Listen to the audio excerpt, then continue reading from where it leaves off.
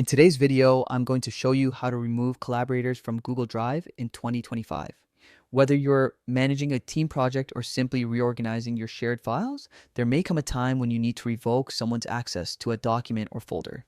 Fortunately, Google Drive makes this process quick and straightforward, and I'll walk you through each step. First, open your preferred web browser and head over to drive.google.com.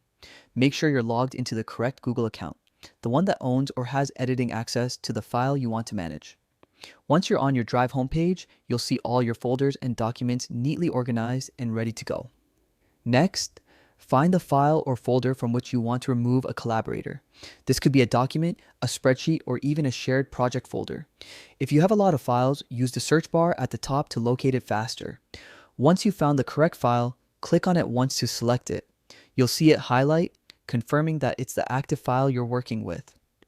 Now, at the top of your screen, click the Share button. It's the icon with a person and a plus sign. This will open a window showing all the people who currently have access to your file, along with their assigned roles like viewer, commenter, or editor. Here, you can easily manage permissions and decide who should still have access. To remove someone, locate their name on the list. Beside it, you'll notice a drop-down menu that indicates their current permission level. Click on this drop-down arrow and you'll see a few options, including the one that says Remove Access or Remove. Once you click that option, Google Drive will ask you to confirm your decision. This helps prevent accidental removals. After you confirm, that person's access will be immediately revoked. They will no longer be able to open, edit, or comment on that particular file or folder.